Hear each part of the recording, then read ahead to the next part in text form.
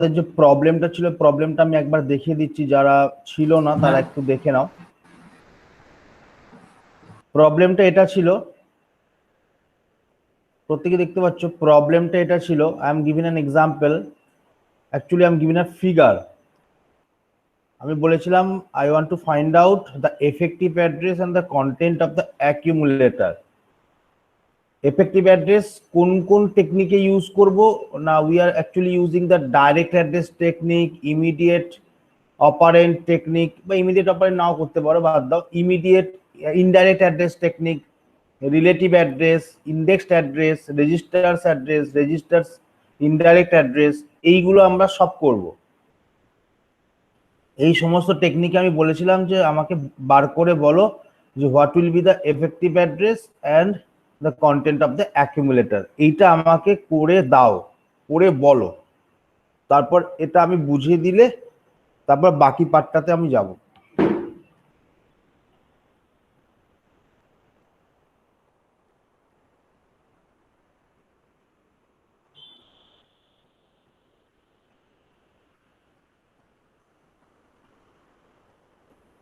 এটা একটা স্ক্রিনশট নিয়ে নাও প্রত্যেকে, এটা একটা স্ক্রিনশট নিয়ে নাও।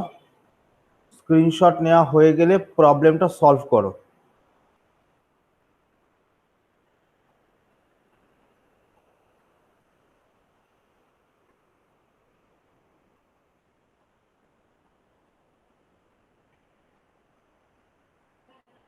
প্রত্যেকে স্ক্রিনশট নিয়ে নাও এর।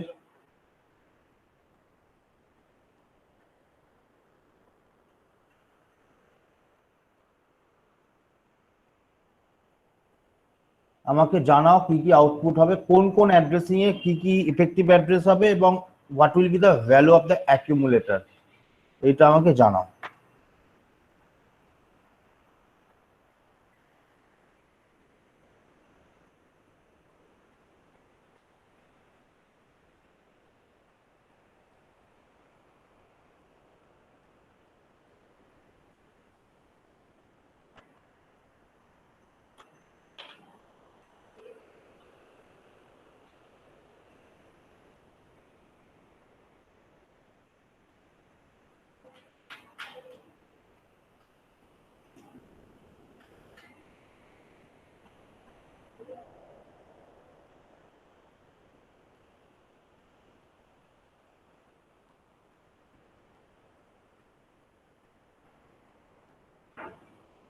একটা একটা করে বার করো, বার করে আমাকে বলো।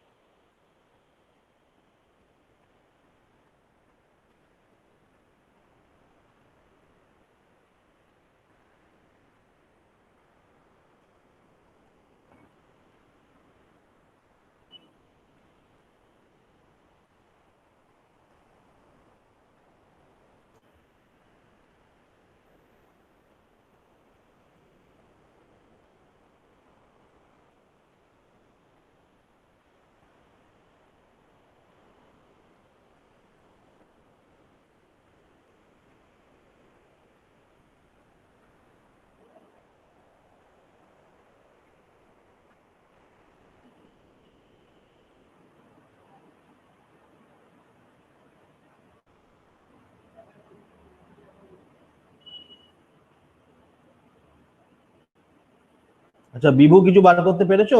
কোনো অ্যাড্রেসটা বার করতে পেরেছো বিভু?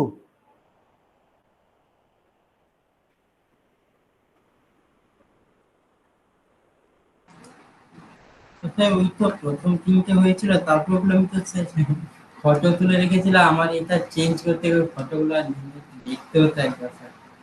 ফটোগুলো মানে কোন ফটোগুলো যেগুলো আমরা দিয়েছিলাম, মানে পিপিটি না না, ফটোগুলো? হ্যাঁ রিলেটিভ ইন্ডেক্স রেজিস্টার এর ওকে ফটোগুলো স্যার ওকে আমার। ওকে ওকে, আমি আমি দিয়ে দিচ্ছি, দেখো আমি স্ক্রিনশট তুমি নিয়ে নাও, আমি দিয়ে যাচ্ছি, ওয়ান বাই ওয়ান বলে যাচ্ছি, একটুখানি দাঁড়াও।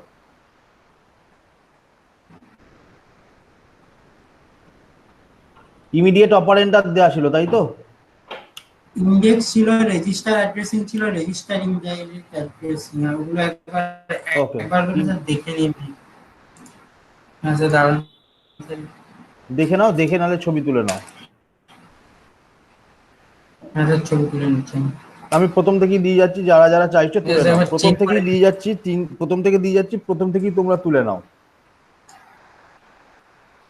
হ্যাঁ স্যার ইমিডিয়েটটা এবার তুলে নিচ্ছি।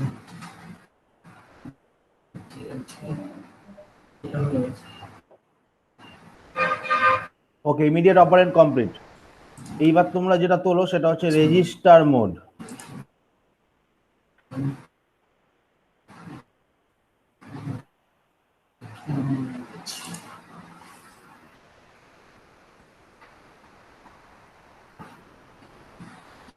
আচ্ছা, রেজিস্টার মোড হয়ে যাবার পর পরেরটা যেটা তোলো সেটা হচ্ছে রেজিস্টার ইনডাইরেক্ট মোড। যদি আমি নোটস পাঠিয়ে দিয়েছি তবু তুলে নাও।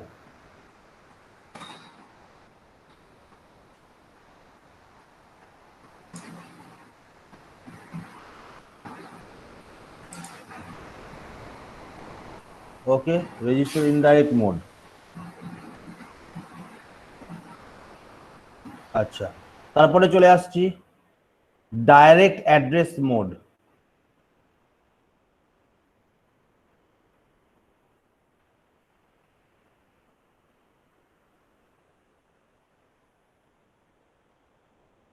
হচ্ছে, তারপরে আসছি ইনডাইরেক্ট অ্যাড্রেস মোড।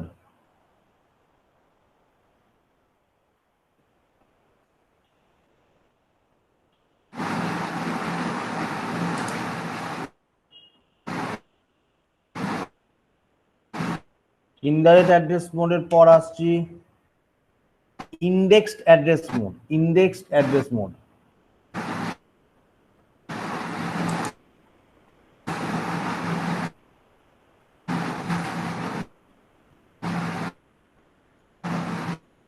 তারপরে চলে আসছি বেস রেজিস্টার অ্যাড্রেস মোড।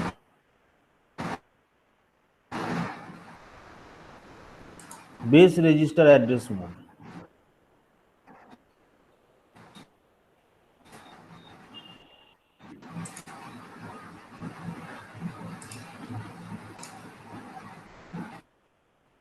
তারপরে চলে আসছি রিলেটিভ অ্যাড্রেস মোডের। ছবি নেই কিন্তু এই লেখাটার মধ্যেই বলা আছে কি করা যাবে। রিলেটিভ অ্যাড্রেস মোড,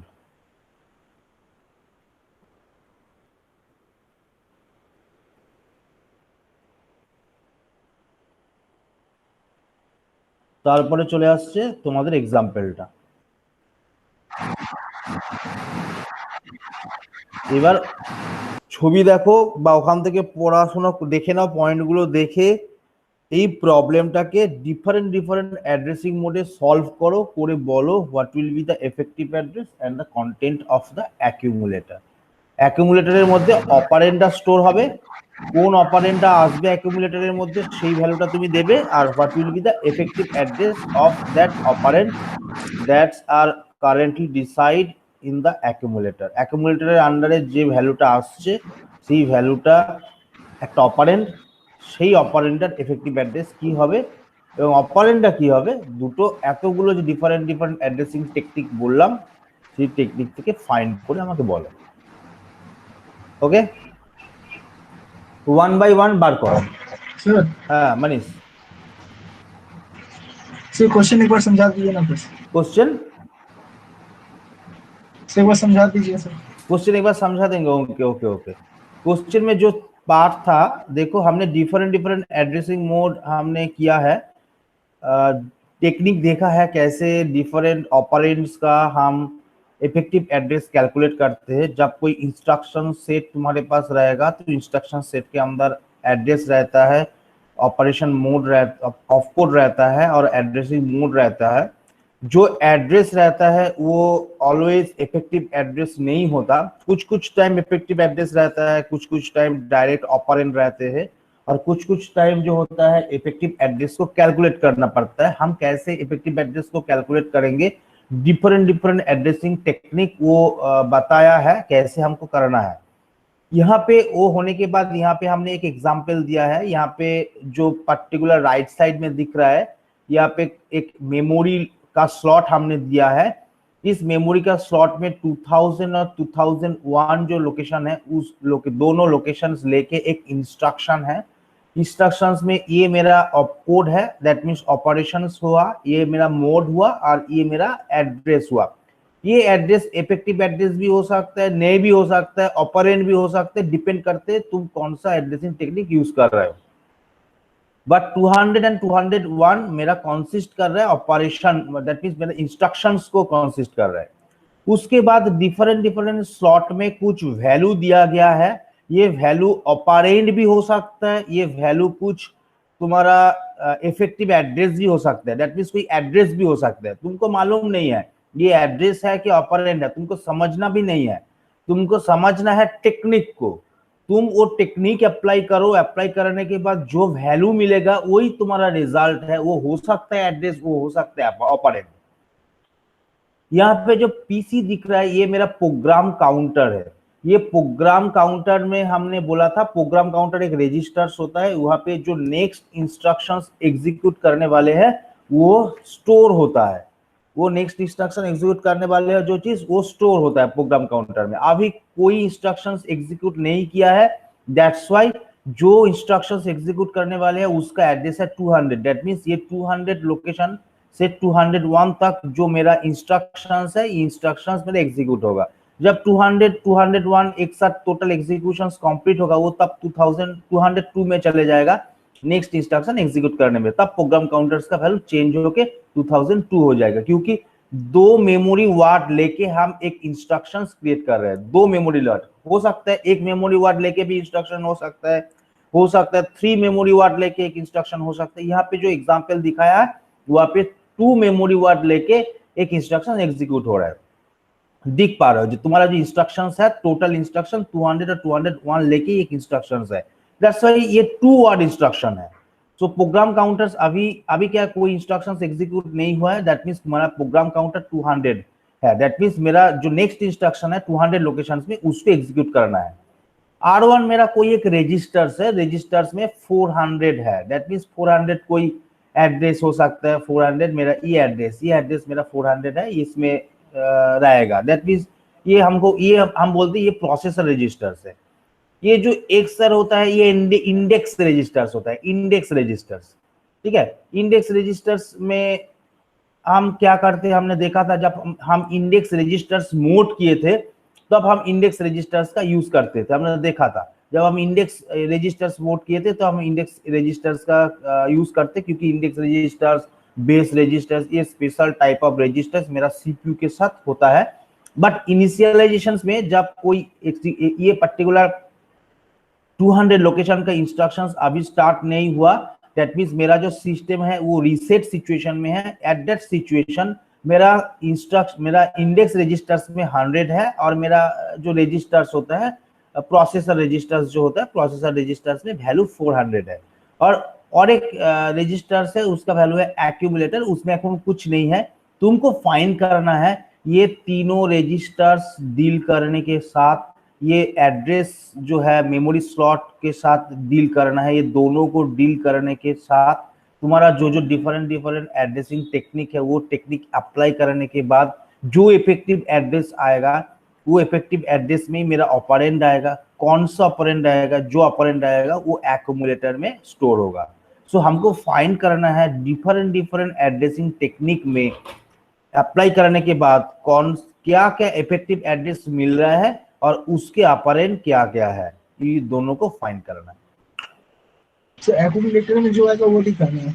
एक्यूमुलेटर के अंदर ही तुम्हारा मेन ऑपरेंड आएगा, मेन ऑपरेंड। दैट मींस कोई इफेक्टिव एड्रेस कैलकुलेशन होने के बाद जो ऑपरेंड मिलेगा वो मेमोरी स्लॉट में, वो ऑपरेंड लेके हम एक्यूमुलेटर में ले आएंगे। दैट मींस वो जो एड्रेस होगा वही ऑपरेंड का, वो होगा मेरा इफेक्टिव एड्रेस, और जो ऑपरेंड का वैल्यू होगा वो हम एक्यूमुलेटर के अंदर ले आएंगे।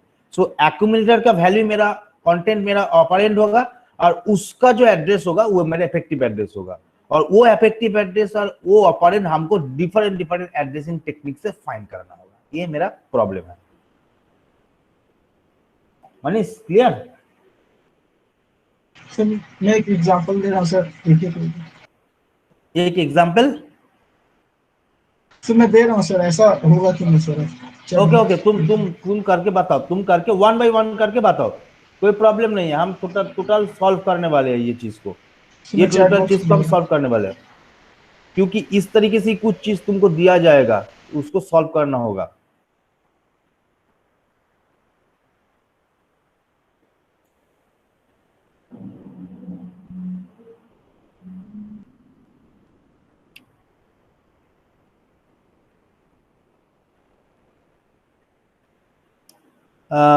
जो मनीष तुम लिख रहे हो वो एक इंस्ट्रक्शंस लिख रहा है मनीष।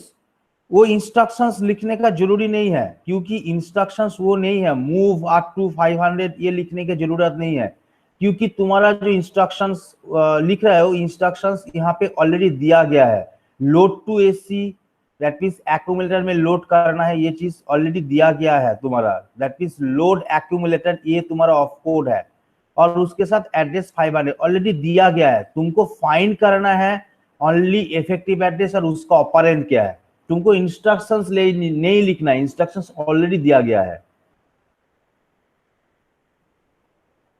ठीक है? सर तो मतलब एक एग्जांपल दे दीजिए सर, मतलब करना क्या है, कैसे करना है? ओके हम नॉर्मली सपोज हम एक चीज दिखा देते, इमीडिएट ऑपरेंड, जो इमीडिएट ऑपरेंड होता है। हम इमीडिएट ऑपरेंड में क्या देखा है, देखो हम एक चीज दिखा देते, इमीडिएट ऑपरेंड हम चले जाते, इमीडिएट ऑपरेंड दैट मींस हमको इमीडिएट मोड लिखना है। इमीडिएट मोड में हमने क्या देखा है, हमने ये इंस्ट्रक्शंस देखा है। इंस्ट्रक्शंस को देखो, इंस्ट्रक्शंस देखा है, हमने देखा है इंस्ट्रक्शंस में ये ऑपकोड होता है, ये ऑपरेंड होता है। दैट मींस ये ऑपरेंड मेरा डायरेक्ट है, ये ऑपरेंड मेरा डायरेक्ट है। सो डायरेक्ट मतलब हम जब ये पर्टिकुलर चीज को फॉलो करेंगे, ये पर्टिकुलर चीज को फॉलो करेंगे तब क्या होगा, ये एड्रेस को जब हम फॉलो करेंगे तब क्या होगा। मेरा देखो ये इंस्ट्रक्शंस है, ये इंस्ट्रक्शंस मेरा ये ऑपकोड है, ये ऑपकोड है, ये मेरा मोड है, और ये मेरा एड्रेसिंग पार्ट है।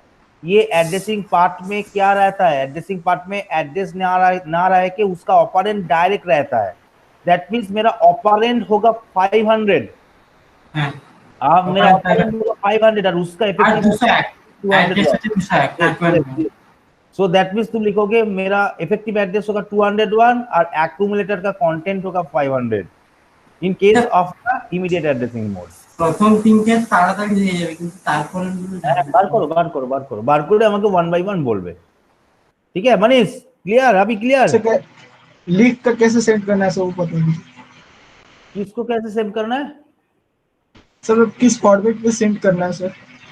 जस्ट तुम लिखोगे लिखोगे पहले इनडायरेक्ट, तुम कुछ नहीं, नंबर वन लिखोगे इनडायरेक्ट एड्रेस। इनडायरेक्ट एड्रेस में इफेक्टिव एड्रेस ये होगा, ऑपरेंड ये होगा, और कुछ नहीं। Okay sir. ठीक है, माने तुम इस तरीके से लिखोगे। तुम जब लिखोगे ये लिखोगे, ये मेरा सपोज इमीडिएट एड्रेस, इमीडिएट ये मेरा मोड है। इमीडिएट मोड में मेरा सपोज ऑपरेंड निकला है, मेरा इफेक्टिव एड्रेस निकला है 201 और मेरा ऑपरेंड निकला है 500। तुम इस तरीके से लिखो, इस तरीके से सेंड करो। ठीक है? Yes sir. ओके इस तरीके से लिखो, क्योंकि तुम्हारे पास ऑपरेशंस दिया गया है, ऑपरेशंस नहीं लिखना है। और सो ये करके बताओ जो मेरा रिजल्ट क्या आने वाले हैं।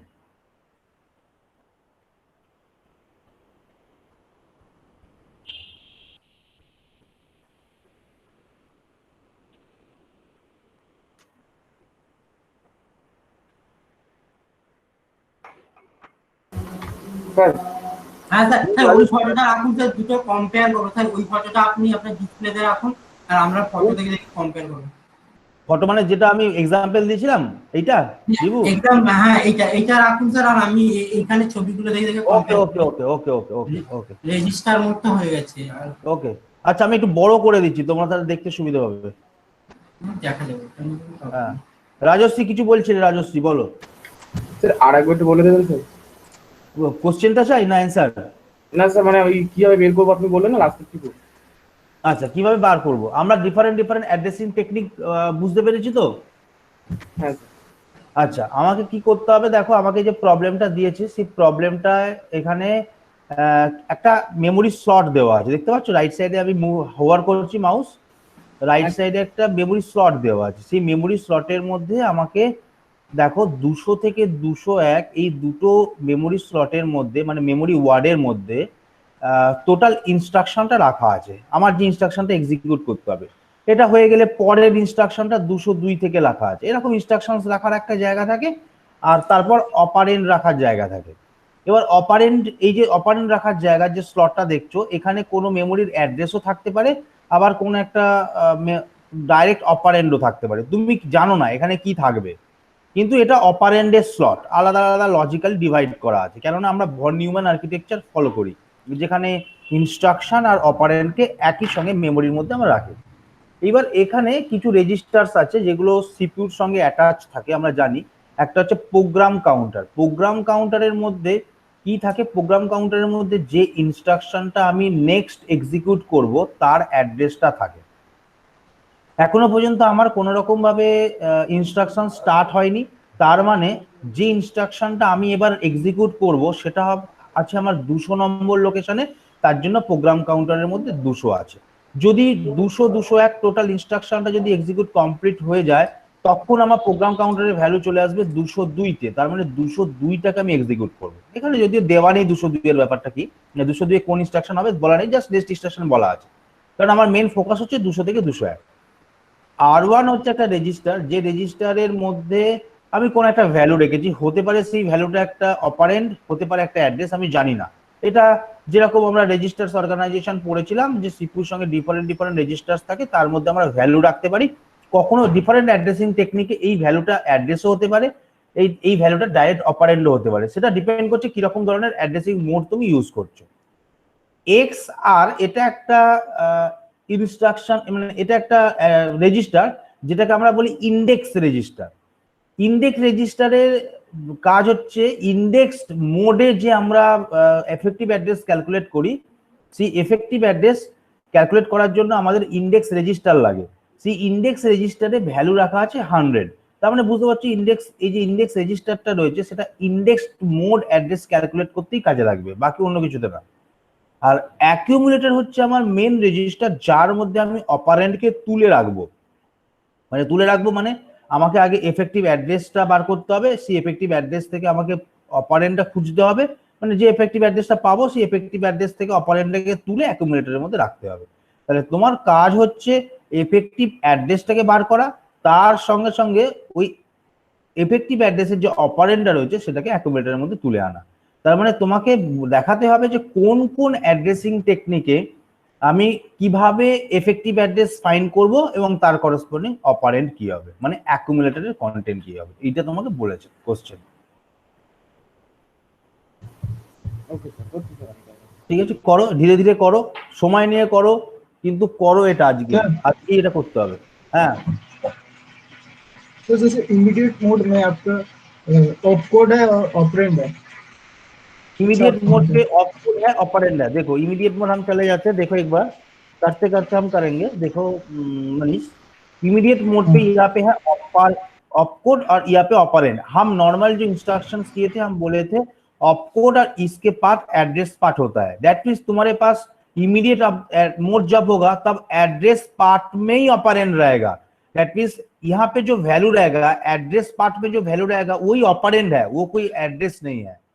सो दैट्स वाई हमने जो एग्जाम्पल दिया है यहाँ पे देखो हमने बोला भी है, आंसर भी दिया है, आंसर दिया देखो यहाँ पे देखो, ये जब हम इंस्ट्रक्शंस बोल रहे हैं 200 200 देके जब इंस्ट्रक्शंस है ये मेरा ऑपकोड है, ये मेरा मोड है, और ये मेरा एड्रेस सेक्शन है। एड्रेस सेक्शन में मेरा 500 है। जब हम इमीडिएट एड्रेसिंग मोड बोलेंगे तब ये 500 मेरा कोई एड्रेस नहीं है, ये 500 मेरा डायरेक्ट ऑपरेंडी है।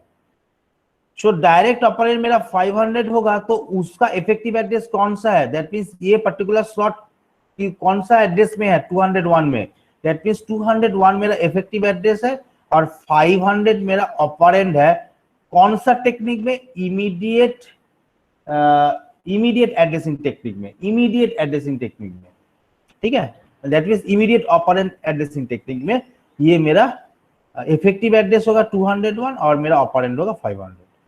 तो पहला हो गया। दूसरा वाला चेक करो, दूसरा वाला वहां पे यहाँ पे 500 हम एड्रेस सोचेंगे, जो जो टेक्निक बताया गया है उसके हिसाब से सोचो, तुमको सोचना नहीं है यहाँ पे एड्रेस दिया गया है मतलब ये एड्रेस ही है। ये एड्रेस हो सकता है, ऑपरेंड हो सकता है, कोई भी हो सकता है, depending on your technique you just calculate this things. सोचना नहीं है वहां पे क्या है, वहां पे कुछ वैल्यू है, जस्ट इस तरीके से सोचना, वहां पे कुछ वैल्यू है, वो वैल्यू एड्रेस भी हो सकता है, वो वैल्यू ऑपरेंड भी हो सकता है। तुमको सोचना नहीं है कौन है, टेक्निक फाइंड करेगा वो क्या है।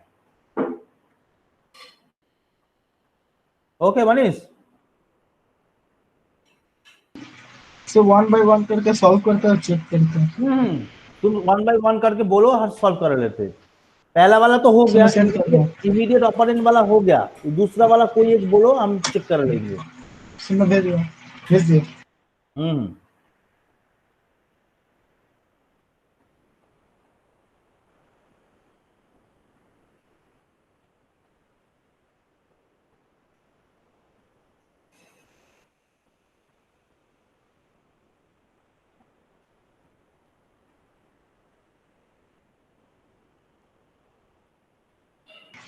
अच्छा सेंड कर दिया। सेंड कर दिया, ओके।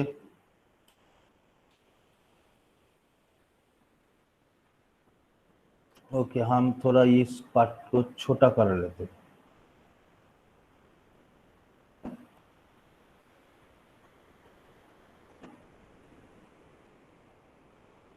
বিভু তুমি দেখতে পাচ্ছো? বিভু, হ্যাঁ দেখা যাচ্ছে, ওই জন্য আপনি দেখুন। আচ্ছা মনীষ, রেজিস্টার মোড, রেজিস্টার মোডে একটু ভুল আছে মনীষ।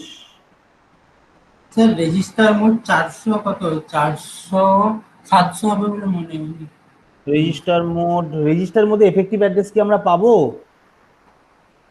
রেজিস্টার মোডে কি এফেক্টিভ অ্যাড্রেস পাবো?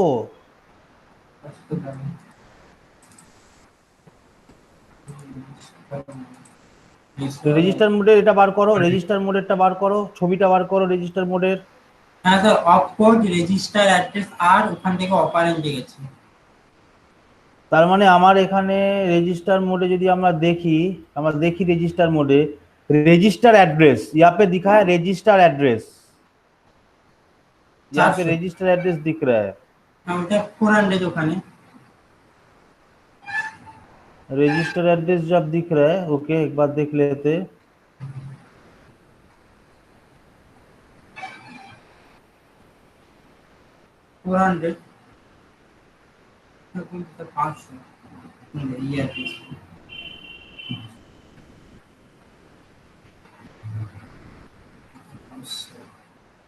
यहाँ पे जो पर्टिकुलर पोर्शंस रहेगा, ये जो दिख रहा है ना, ये रजिस्टर्स का एड्रेस रहेगा, यहाँ पे रजिस्टर्स एड्रेस रहेगा, बट यहाँ पे रजिस्टर है, दैट मींस यहाँ पे R1 रहेगा, दैट मींस यहाँ पे R1 रजिस्टर्स एड्रेस मतलब यहाँ पे 500 दिया गया है। ये कोई मेमोरी 500 जो है ये कोई मेमोरी का स्लॉट है, ये 500 मतलब कोई मेमोरी का स्लॉट है, ठीक है। बट यहाँ पे रजिस्टर्स में क्या होगा, रजिस्टर्स एड्रेस रहेगा। रजिस्टर एड्रेस मतलब क्या है, कोई पर्टिकुलर रजिस्टर्स का नंबर, दैट मींस R1 एक नंबर, R2 एक नंबर, इसके हिसाब से रहेगा। दैट मींस रजिस्टर्स का तो कोई इफेक्टिव एड्रेस नहीं होता। सो दैट्स व्हाई मेरा यहाँ पे कोई इफेक्टिव एड्रेस नहीं रहेगा, ओनली ऑपरेंड होगा 400। मेरा कोई इफेक्टिव एड्रेस रजिस्टर्स में नहीं होगा, जस्ट ऑपरेंड होगा मेरा 400, क्योंकि R1 देखो मेरा इफेक्टिव मेरा रजिस्टर्स है, R1 मेरा रजिस्टर्स है। यहाँ पे जो स्लॉट दिया गया है ये स्लॉट ओनली कोई मेमोरी का ही हो सकता है, यहाँ पे स्लॉट मेरा कोई मेमोरी का हो सकता है,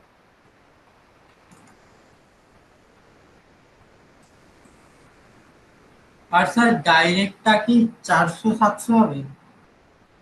ডাইরেক্ট না, ডাইরেক্টটা 400-700 হবে না।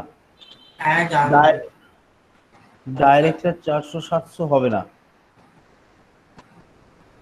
ঠিক আছে, তাহলে আমরা ইমিডিয়েটটা পেয়েছি, রেজিস্টার যেটা পেয়েছি বলে দিচ্ছি একটা একটা করে। রেজিস্টার যেটা, রেজিস্টারে আমরা পেয়েছি এফেক্টিভ অ্যাড্রেস।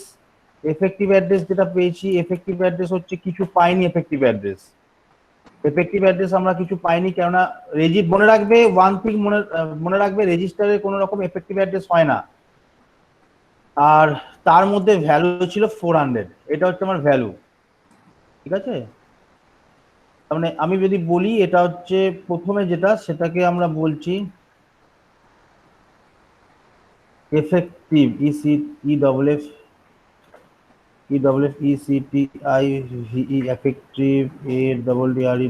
Effective address. আর একটা হচ্ছে OPERAND, অপারেন্ড। ঠিক আছে, এটা হাটাও, 200 এফেক্টিভ অ্যাড্রেস দিয়ে দিয়েছি। আর এটাকে হাটিয়ে দাও, অপারেন্ড হয়ে গেছে 500। আর এটাও তো তাই হয়েছে, এখানে কোনো এখানে কোনো এফেক্টিভ অ্যাড্রেস নেই। আর বাকি যেটা, এটা হচ্ছে 400। আপাতত এইটুকুনি হয়েছে। হ্যাঁ বলো। ডাইরেক্টটা বলুন স্যার। এবার হচ্ছে ডাইরেক্ট অ্যাড্রেসিং টেকনিক, দাঁড়াও চলে আসছি এবার। ডাইরেক্টে কি হবে? ডাইরেক্টে আমরা কি পেয়েছি আগে দেখি, দাঁড়াও। ডাইরেক্টে আমরা কি পেয়েছি আগে দেখে নিই।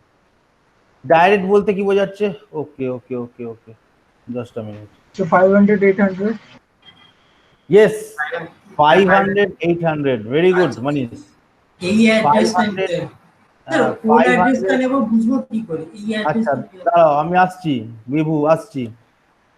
500, 800 আমরা ডাইরেক্ট অ্যাড্রেসিং মোডে চলে যাই তাহলে। আগে তুমি দেখে নাও ডাইরেক্ট অ্যাড্রেসিং মোডটা কি আছে।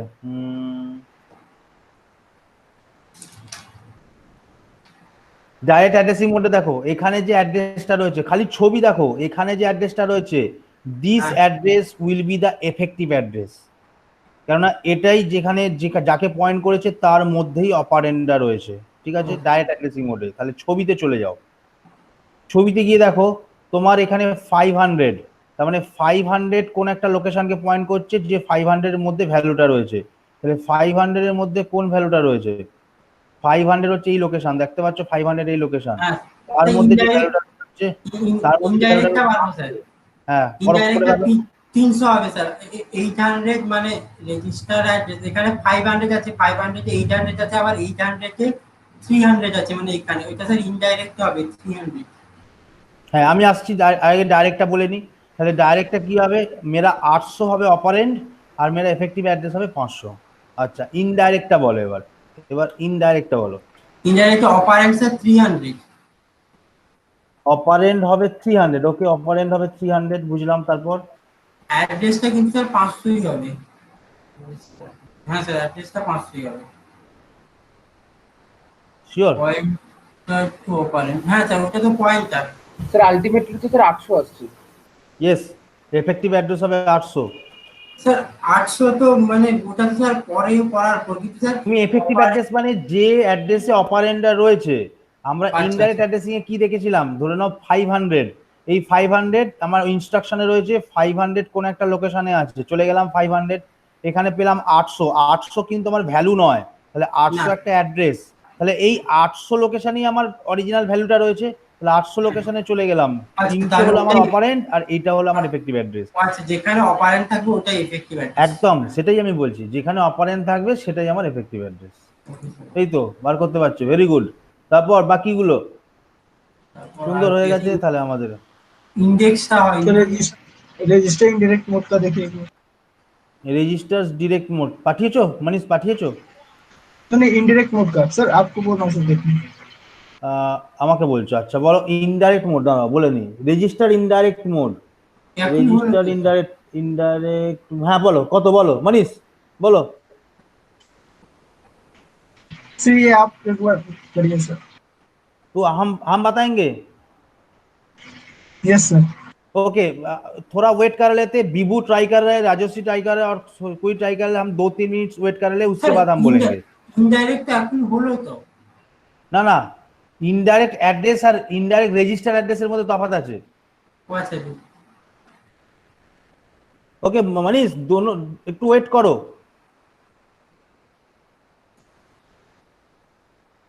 আমরা ইনডাইরেক্ট অ্যাড্রেসও পেয়ে গেছি, বাহ। सर হ্যাঁ বলো বলো বলো। सर यहाँ पे रजिस्टर पे तो 400 है। यहाँ पे रजिस्टर में 400 है, दैट मीन्स ये 400 मेरा कोई वैल्यू नहीं है, ये 400 Yes, sir. मेरा कोई एड्रेस है। दैट मीन्स हम इस 400 में address चले जाएंगे, यहाँ पे 400 में चले जाएंगे, 400 में 700 है, तो 700 मेरा ऑपरेंड है और 400 मेरा इफेक्टिव एड्रेस है। से 700 तो पॉइंटर होना चाहिए ना। क्यों, देखो indirect register, register indirect register, indirect register क्या है, ये मेरा रजिस्टर एड्रेस है, सपोज मेरा ये R1 है, सपोज ये R1 है, ये R1 एक्चुअली R1, ये R1 के अंदर मेरा कोई वैल्यू है, इसमें कोई ऑपरेंड नहीं है, इसमें कोई एड्रेस है, दैट मीन्स ये कोई मेमोरी एड्रेस है, दैट मीन्स यहाँ पे 400 था, सो 400 यहाँ पे चले गए हम, 400 चलेगा यहाँ पे लेके, सो 400 मेरा कोई ऑपरेंड का इफेक्टिव एड्रेस है और उसके अंदर ऑपरेंड है, दैट मीन्स मेरा 400 के अंदर मोस्ट प्रोबेबली 700 था, राइट। 400 के अंदर मोस्ट प्रोबेबली 700 था, देखो चाप पे चले जाओ, হ্যাঁ স্যার হ্যাঁ স্যার। यहाँ पे देखो 400 के अंदर ये 400 मेरा इफेक्टिव एड्रेस, उसके अंदर 700 है, दैट मीन्स 700 मेरा ऑपरेंड है, दैट मीन्स उसका इफेक्टिव एड्रेस कौन सा है, 400। স্যার রেজিস্টার ইনডাইরেক্ট আরেকবার বলুন কিভাবে বলুন। রেজিস্টার ইজ ইনডাইরেক্ট, अच्छा ছবি দেখে নাও, রেজিস্টার ইনডাইরেক্টের ছবি দেখে নাও।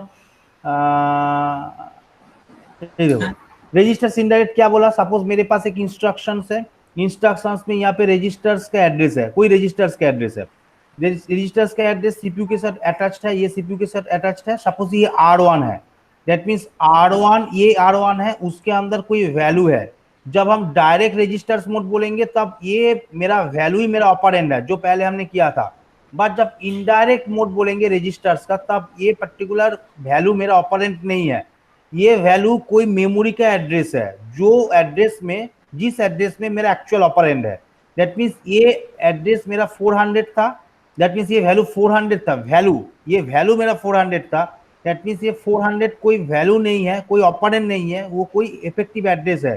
सो 400 कहाँ पे था, मेमोरी में चले जाओ, देखो मेमोरी में देखो यहाँ पे 400 दिख रहा है, 400 के अंदर हमारा वहाँ पे 700 वैल्यू है, दैट मीन्स ये 700 मेरा ऑपरेंड है और 400 मेरा इफेक्टिव एड्रेस है। তাহলে স্যার রেজিস্টার অ্যাড্রেস আরটা কোনটা?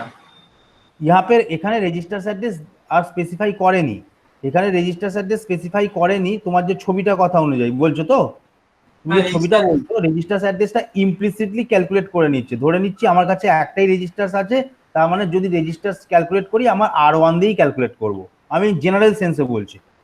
তাহলে স্যার রেজিস্টার অ্যাড্রেস আরটাই তো 400। রেজিস্টার অ্যাড্রেস আর 400 নয়, আর এর ভেতরে কন্টেন্ট হচ্ছে 400, রেজিস্টার অ্যাড্রেস হচ্ছে R1, যদি আমি রেজিস্টার অ্যাড্রেস ধরতাম তাহলে 0001 হচ্ছে আমার রেজিস্টার অ্যাড্রেস।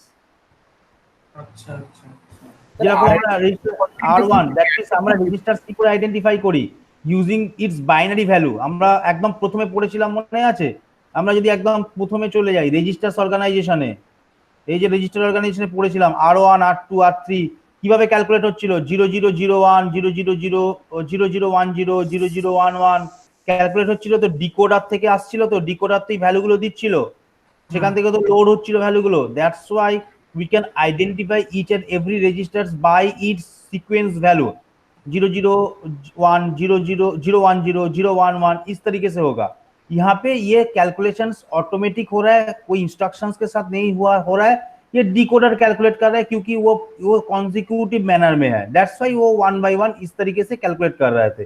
यहाँ पे भी क्या है, इंस्ट्रक्शंस जब हम बोलेंगे actually registers address implicitly calculate होता है, हम जो मेमो या जो एड्रेस हम देंगे कोई इंस्ट्रक्शन सेट में, कोई इंस्ट्रक्शन सेट में कोई मेमोरी का ही एड्रेस होता है, normally registers address directly calculate होता है, दैट्स व्हाई हमने जब यहाँ पे बोला गया है, हम बोल रहे हैं देखो जब हम यहाँ पे ये एग्जांपल दिया गया है, यहाँ पे जो एड्रेस स्पेसिफाई किया गया है ये एड्रेस कोई मेमोरी का ही होगा, दैट मीन्स हम जब एड्रेसिंग टेक्निक बोल रहे हैं, कोई रजिस्टर्स एड्रेसिंग टेक्निक बोल रहा है और रजिस्टर्स को आइडेंटिफाई कर रहा है। हम बोल रहे हैं मेरे पास एक ही रजिस्टर्स है तो वो R1 की सोचो, बट ये जनरल सिंप्लीफाइड इंस्ट्रक्शन है। बट जब ये कॉम्प्लिकेटेड हमने नहीं किया है, क्योंकि कॉम्प्लिकेटेड करेंगे तो मेरा जो एक्चुअल मोटिव है एड्रेस कैलकुलेशन करना वो थोड़ा कॉम्प्लेक्स हो जाता। दैट्स व्हाई हमने यहाँ पे नहीं दिया। बट इन जनरल यहाँ पे रजिस्टर्स, कौन सा रजिस्टर्स, उसका सीक्वेंस नंबर भी होता है जिसको हम रजिस्टर्स एड्रेस बोलते हैं। सपोज यहाँ पे कॉमा देके एक 0001 बोल के आता, 0001 मतलब क्या, मेरा R1। सो ये R1 हमारे पास एक ही रजिस्टर से, दैट्स व्हाई हम बोल रहे हैं कि मेरा R1 है। बट ये R1 के अंदर जो चीज है 400 है, वो R1 के अंदर कंटेंट है। ये कंटेंट कोई ऑपरेंड भी हो सकता है, कोई वैल्यू भी हो सकता है, दैट मींस कोई मेमोरी का एड्रेस हो सकता है। आप बोलो। আর একটা স্যার এমনি ইনডাইরেক্ট মোড আর রেজিস্টার অ্যাড্রেস ইনডাইরেক্ট মোডের মধ্যে একটু ডিফারেন্সটা বলে দিন। ইনডাইরেক্ট মোড মানে হচ্ছে we are only dealing with the memory address, directly dealing, যেখানে কোনো রেজিস্টার নেই। আর যখন আমরা রেজিস্টার্স ইনডাইরেক্ট মোড বলছি, that means we are dealing with registers as well as the memory. Okay, আমি চলে যাচ্ছি, ছবিতে চলে যাচ্ছি, চলে এসো, ছবি না দেখলে বুঝতে পারবে না, মুখে বলে লাভ নেই। ধরে নাও index addressing mode, indirect addressing mode. দেখো এখানে যে অ্যাড্রেসটা রয়েছে সেই অ্যাড্রেসটা কোনো মেমোরির অ্যাড্রেস, এখানে কোনো কিন্তু রেজিস্টার নেই, দেখতে পাচ্ছ বিভু, দেখতে পাচ্ছ? তার মানে কি, যখনই আমি ইনডাইরেক্ট অ্যাড্রেসিং মোড বলছি, that's directly dealing with the memory, that's not dealing with any register. So যা অ্যাড্রেস থাকবে সেই অ্যাড্রেস মেমোরির কোথাও না কোথাও থাকবে, তার মধ্যে অপারেন্ট থাকতে পারে। কিন্তু যখন আমি রেজিস্টার্স বলছি, রেজিস্টার্স ইনডাইরেক্ট মোড বলছি, তখন দেখো এখানে যে অ্যাড্রেসটা থাকবে, this address is a register address, that means রেজিস্টারের লোকেশন, কোন রেজিস্টারকে বলছি, রেজিস্টারের মধ্যে যে অ্যাড্রেসটা থাকবে বা যে ভ্যালুটা থাকবে সেটা কোনো মেমোরির অ্যাড্রেস। তার মানে ইনস্ট্রাকশনের মধ্যে যখন রেজিস্টারকে আইডেন্টিফাই করব এবং রেজিস্টারের মধ্যে যখন কোনো একটা মেমোরির অ্যাড্রেস থাকবে, that is a register indirect mode. আর যখন কোনো একটা ইনস্ট্রাকশনের মধ্যে রেজিস্টার অ্যাড্রেস পার্টে কোনো একটা মেমোরির অ্যাড্রেস থাকবে এবং সেই মেমোরির অ্যাড্রেসের মধ্যে আমার একটা অপারেন্ট থাকবে, তখন আমি বলবো সেটা ইনডাইরেক্ট মোড। তার মানে রেজিস্টার ইনডাইরেক্ট মোডে আমরা register as well as memory দুটোকেই পাঞ্চ করছি, কিন্তু শুধু ইনডাইরেক্ট অ্যাড্রেস মোডে কেবলমাত্র মেমোরির সঙ্গে অ্যাটাচ করছি ইনস্ট্রাকশনকে। বিভু বুঝতে পেরেছো? হ্যাঁ স্যার। তাহলে আছে। আপনার এক্সাম্পলটা থেকে এই ইনডিরেক্ট রেজিস্টার মোডটাকে বের করা যাবে না? রাজশ্রী একবার বলো, আরেকবার বলো। আপনি এই যে স্যার এই অ্যাড্রেসিং মোডে যে এক্সাম্পলটা, এখান থেকে তো স্যার তাহলে ইনডিরেক্ট এই রেজিস্টার মোডটাকে বের করা যাবে না? হ্যাঁ, রেজিস্টার মোড মানে হচ্ছে R1। আমি ধরে নিচ্ছি রেজিস্টার মোড মানে R1ই হচ্ছে আমার রেজিস্টার, একটাই রেজিস্টার আছে R1, তার মধ্যে যে ভ্যালুটা আছে সেটা হচ্ছে আমার কোন একটা মেমোরির অ্যাড্রেস। তার মানে যখন ইনডাইরেক্ট রেজিস্টার অ্যাড্রেস করব, তখন এই 400টাকে নিয়ে আমাকে 400-এ যেতে হবে। যাচ্ছিলাম তো 400-এ গিয়ে 700-কে নিচ্ছিলাম। তার মানে কি আমাকে রেজিস্টার অ্যাজ ওয়েল পয়েন্টারটা নিয়ে থাকতে। হ্যাঁ বলো। স্যার 700 এ তো স্যার মেমোরি পয়েন্টারটা থাকবে। 700 আমার অপারেন্ট, 700 আমার ওটা আমারও ভুল হচ্ছিল। R1 টা হচ্ছে তার অ্যাড্রেস, তারপর ওখান থেকে গেল 400-তে, 400টা হচ্ছে ওই যে পয়েন্টার টু অপারেন্ড না কি লেখা ছিল ওটা, তারপর 400-তে আছে 700, ওটা হচ্ছে মেন অপারেন্ড। মানে 700 হচ্ছে আমার অপারেন্ট আর 400 হচ্ছে এফেক্টিভ অ্যাড্রেস। 400টা কোথায়? 400 অ্যাড্রেসটা আছে আমার একটা রেজিস্টারের মধ্যে, R1 এর মধ্যে। তার মানে রেজিস্টার ডাইরেক্টলি কোনো অ্যাড্রেসকে ধরে রাখছেন, ডাইরেক্টলি কোনো ভ্যালুকে ধরছে না, মানে অপারেন্টকে ধরছে না। সে কি করছে না, একটা ভ্যালু ধরে রাখছে যেটা কোনো একটা মেমোরি স্লটের অ্যাড্রেস, যে মেমোরি স্লটের মধ্যে আমার এক্সাক্ট অপারেন্টটা রয়েছে। তার মানে কি এই রেজিস্টারটা ইনডাইরেক্ট করছে অপারেন্টকে, that's why this is register indirect mode. আর যখন রেজিস্টারের কোনো গল্পই থাকবে না, ডাইরেক্ট 500 কোনো মেমোরি লোকেশনকে করবে, আবার 500 এর মধ্যে এখানে 800 আছে, 800 আবার কোনো লোকেশনকে করবে, তখন আমি বলবো সেটা ইনডাইরেক্ট মোড। তার মানে রেজিস্টারের গল্প থাকছে না যেখানে। ওকে, তার মানে স্যার আমার মেমোরি পয়েন্টারটা হচ্ছে 400। মেমোরি পয়েন্টার হচ্ছে কার মেমোরি পয়েন্টার? মানে স্যার ওই যে পয়েন্টার টু অপারেন্ড যেটা বলেছিলাম ওটা 400, আর রেজিস্টারের অ্যাড্রেসটা R1 হচ্ছে শুধু R1 একদম। R1 এর অ্যাড্রেস এখানে অ্যাকচুয়ালি দেয়নি এখানে R1 এর অ্যাড্রেস। মানে তোমাকে এত কমপ্লিকেটেড করা হয়নি আর কি, সহজ করে দিয়েছে তোমাকে। মানে R1 এর অ্যাড্রেস এমনি 2000 বা কিছু একটা দেওয়া যেতে পারতো তখন 0001 এরকম একটা দেওয়া থাকতো, বা দেওয়া যেত। নাম্বার অফ R1 এরকম ভাবে কমা দিয়ে R1 দিয়ে দিত, যেহেতু স্যার এক সবই একটা মাইক্রো ডেসিমেলে দিচ্ছে। কন্ট্রোলের এক একটা রেজিস্টার অ্যাড্রেস থাকবে আলাদা আলাদা। হ্যাঁ হ্যাঁ হ্যাঁ, একদম একদম। सर হ্যাঁ মনীষ। सर ऐसा हो सकता है कि इसमें ऑपरेट नहीं दिया हुआ हो, वो आ रहा है सर आंसर। हाँ हाँ, वो हो सकता है, वहां पे ऑपरेंड नहीं नहीं दिया गया है, तो अब ये एक्चुअली जीरो एड्रेस इंस्ट्रक्शन होगा, मेरा पुश पॉप का काम हो रहा है, पुश पॉप का काम, तখন मेरा जो मेमोरी है वो मेरा स्टैक मेमोरी का यूज कर रहे हैं। हाँ हो सकता है, कोई भी इंस्ट्रक्शन जीरो एड्रेस की इंस्ट्रक्शन हो सकता है। तो बट जब जीरो जीरो एड्रेस इंस्ट्रक्शन होगा तब वहां पे कोई एड्रेसिंग टेक्निक का जरूरी नहीं है। दैट मीन्स यहाँ पे जो एड्रेसिव मोड बोला गया है, तब तुम सोचोगे वहां पे जीरो एड्रेस वाला इंस्ट्रक्शन कुछ नहीं आएगा।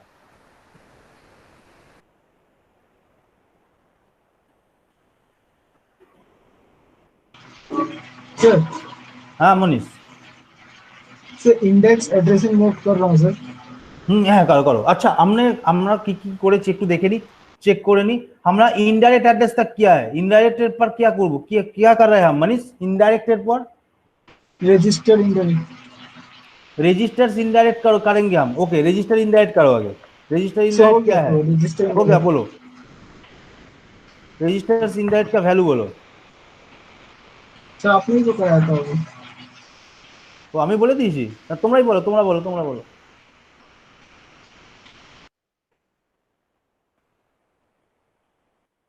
রেজিস্টার্স ইনডাইরেক্টের ভ্যালু আমরা পেলাম কি, এবার দেখে নি। 400 এখানে পেলাম 700, মানে 400 আর 700, তাই তো? Yes sir. হ্যাঁ স্যার। ওকে তারপর বলো। স্যার ইন্ডেক্সটা যখন করবো রেজিস্টার আর আছে, এবার হ্যাঁ। অ্যাড্রেস এটা ওটা তো রেজিস্টারের অ্যাড্রেস, আপনি তো রেজিস্টারের অ্যাড্রেস দেন না ইনডাইরেক্ট এক্সআর ইন্ডেক্স যখন করবে এক্সআর এর ভ্যালু, এক্সআর হচ্ছে এখানে ইন্ডেক্স, মানে এটাকে যদি আমি বলি এটা একটা ইন্ডেক্স রেজিস্টার হচ্ছে এক্সআর। ওকে ওকে, তাহলে এটা 500 এমনি নরমাল আর1। হ্যাঁ ওকে ওকে, তাহলে হয়ে গেছে স্যার, এটা ইন্ডেক্স হুম। হয়ে গেছে।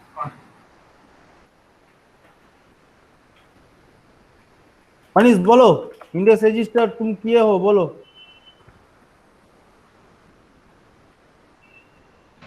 सर 600 और 900। इंडेक्स रजिस्टर 600 900 5 600 है। Okay very good.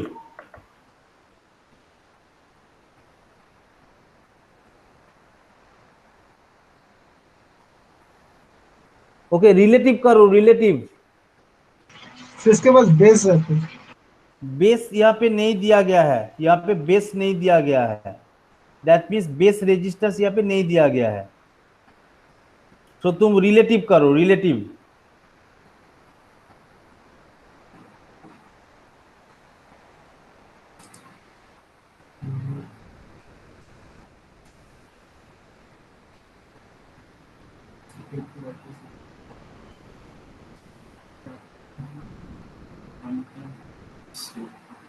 আচ্ছা তো ছবি রাখান একবার। রিলেটিভের ছবি নেই, রিলেটিভের একটা গল্প আছে। ছবি না রিলেটিভের ছবি, হ্যাঁ এটা এই ছবি। अच्छा अच्छा अच्छा अच्छा। से यहाँ पे इफेक्टिव एड्रेस 700 आ रहा है सर, लेकिन ऑपरेंट तो किया हुआ नहीं।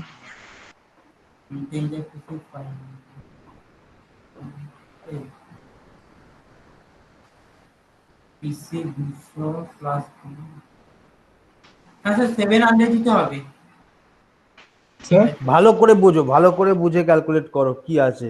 রিলেটিভ অ্যাড্রেসিং টেকনিক আমি বলেছি কি না, address part of the instruction, content of the program counter. খুব ভালো করে দুটো জিনিস খেয়াল করবে, ছবির সঙ্গে মেলাবে। 200 কন্টেন্ট অফ প্রোগ্রাম কাউন্টার 200 হলো। এবার খুব ভালো করে ভেবে বলো। এখন 200 আছে ঠিকই, কিন্তু ভেবে বলো। বা আগে যেটা পার্ট দেখলাম অ্যাড্রেস পার্ট অফ ইনস্ট্রাকশন, এইগুলো একটু ভেবে দেখে এটা ক্যালকুলেট করবে। এটা কিন্তু একটু মানে ভাবার ব্যাপার আছে, মানে ভাবার মানে মিস হওয়ার সম্ভাবনা আছে, এটা মিস হওয়ার সম্ভাবনা আছে। কনসেপ্ট গোলমাল হয়ে গেলেই এখানে গোলমাল হয়ে যাবে। আমি 2-3 মিনিট সময় দিচ্ছি, খুব ভাবনা চিন্তা করো কি সিচুয়েশন দাঁড়াচ্ছে আমার, ভ্যালু কিরকম চেঞ্জ হচ্ছে, কোথায় ভ্যালু চেঞ্জ হচ্ছে।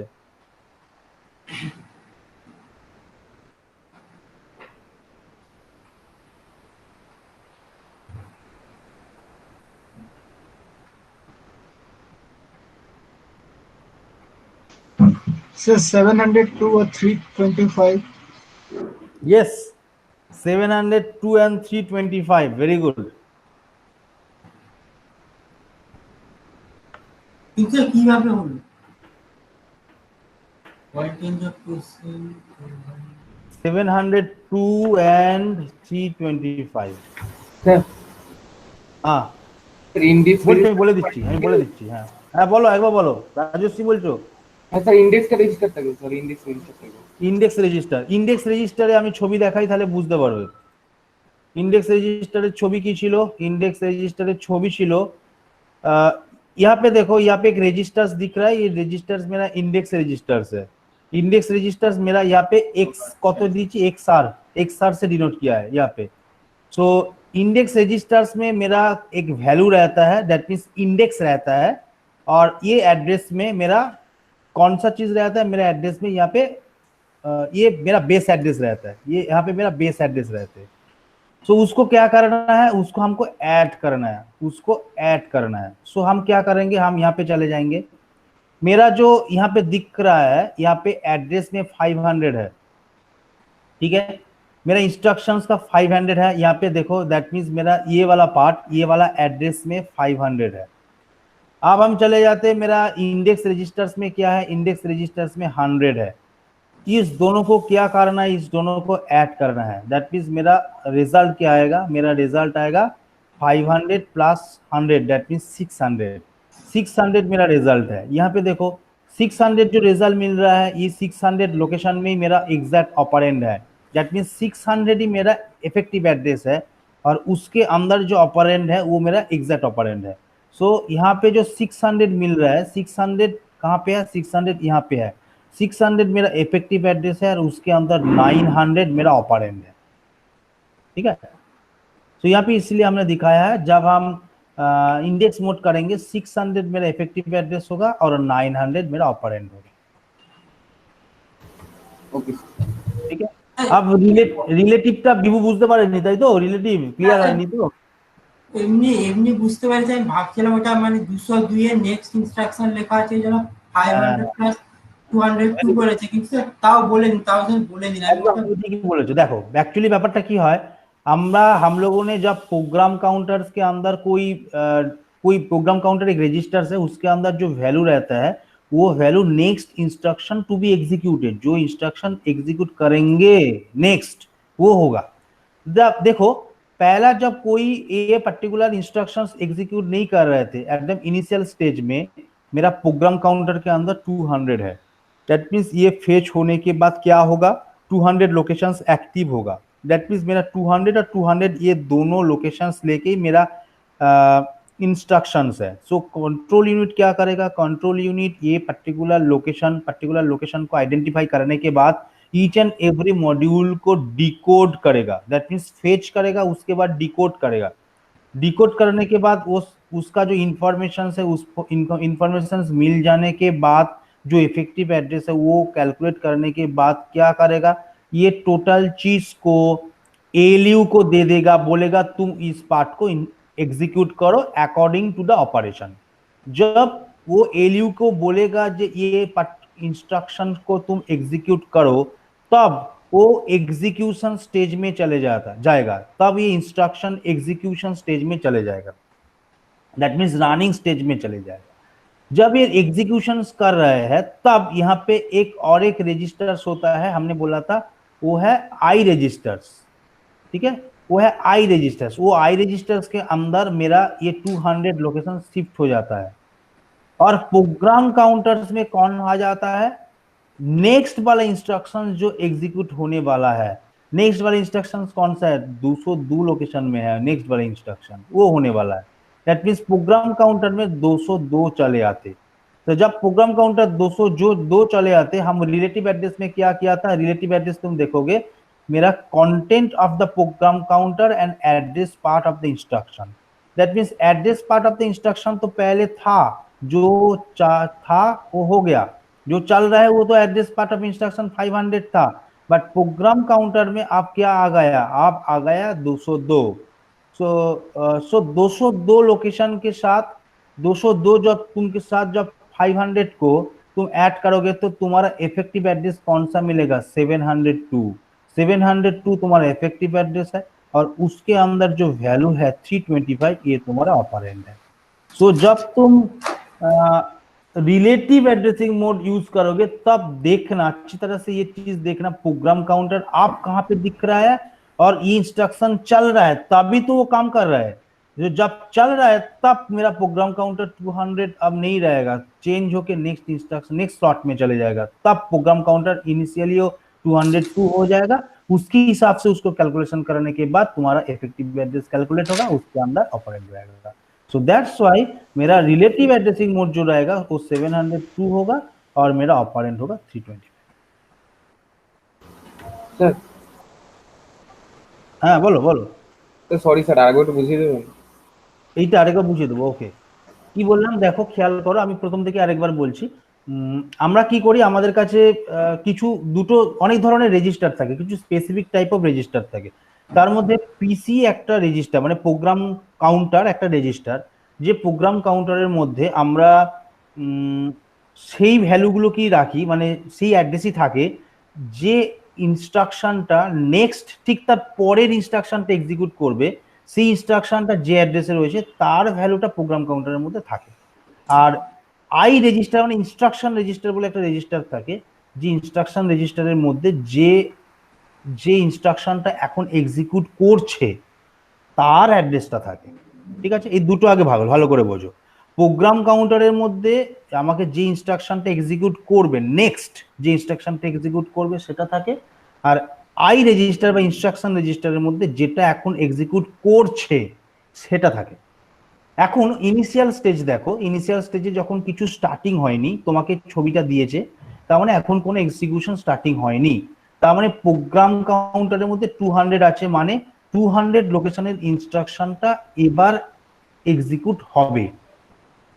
ঠিক আছে, তার জন্য প্রোগ্রাম কাউন্টারের মধ্যে 200 আছে। এক্সিকিউট করার আগে কন্ট্রোল ইউনিট কি করবে না, কন্ট্রোল ইউনিট দেখবে ওকে 200 রয়েছে প্রোগ্রাম কাউন্টারে, that means my active slot is 200, the next instructions to be executed are present in the 200 location of the memory. So কি করবে না, 200 লোকেশনে ও তখন যে স্লটটা রয়েছে, এবার 200 না হয়ে ওটা দুটো তিনটে মেমোরি ওয়ার্ড নিয়েও একটা স্লট হতে পারে, তার মানে ওর কাছে ইনস্ট্রাকশন থাকবে যে আমার ইনস্ট্রাকশনটা হচ্ছে দুটো মেমোরি ওয়ার্ডের ইনস্ট্রাকশন, তার মানে 200 থেকে 201 এর মধ্যে আমার টোটাল ইনস্ট্রাকশনটা আছে, কিন্তু তার বেস অ্যাড্রেস কোনটা, বেস অ্যাড্রেস 200, মানে স্টার্টিং অ্যাড্রেস হচ্ছে 200। তাহলে আমি কি করব না, আমি ইনস্ট্রাকশনটাকে ফেচ করব, কন্ট্রোল ইউনিট কি করবে, ইনস্ট্রাকশনটা ফেচ করবে। ইনস্ট্রাকশন ফেচ করা মানে কি, এই দুটো স্লট থেকে টোটালটা মানে পুরোটা এই দুটো পার্ট একবারে পুরো ফেচ হবে একসঙ্গে। ফেচ হওয়ার পর ও প্রত্যেকটা পার্টকে সেগ্রিগেট করবে, দেখবে যে ওকে আচ্ছা এটা অপকোড, এই অপকোডের এই পার্টিকুলার পোর্শনটাকে ও ডিকোড করবে, মোডটাকে ডিকোড করবে, অ্যাড্রেসের পার্টটাকে ডিকোড করবে। মোডটাকে ডিকোড করে বুঝবে কিরকম ধরনের মোড দেওয়া আছে, কিরকম ধরনের অ্যাড্রেসিং মোড দেওয়া আছে, দেখে সেই অনুযায়ী এফেক্টিভ অ্যাড্রেসটাকেও ক্যালকুলেট করবে।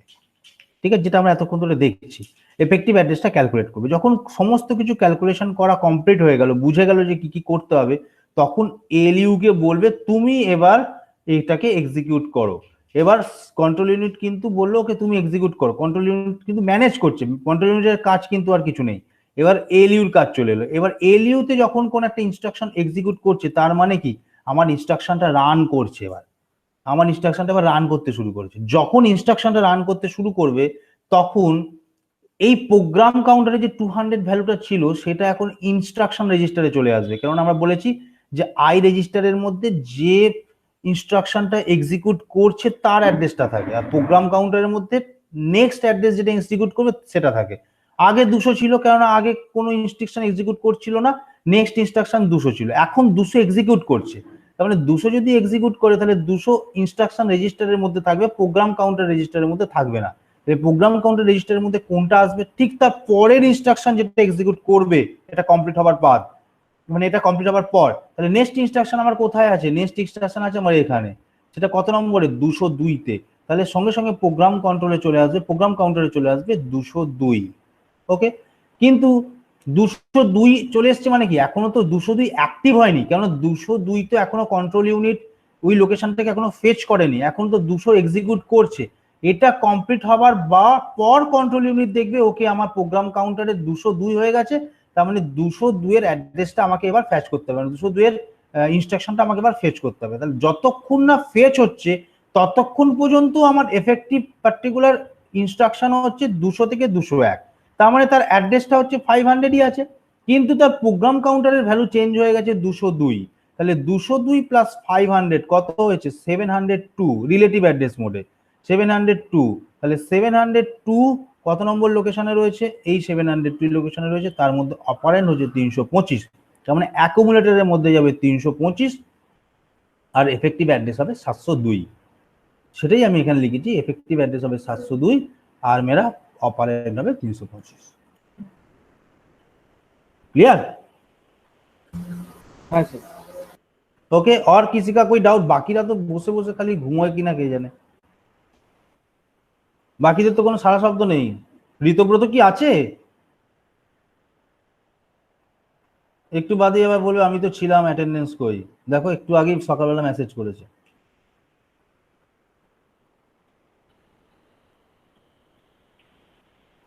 বাকিদের কি খবর? সুদীপ্ত, সাহিত্য প্রথম প্রথম ঠিক ছিল, তারপর কি হলো কে জানে।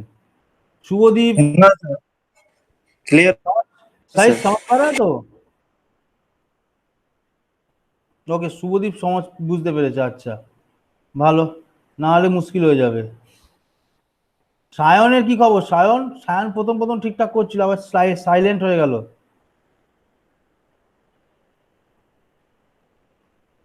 করতে পারবে তো? তাহলে যদি তোমাদের দেওয়া হয় তাহলে করতে পারবে তো, এরকম প্রবলেম?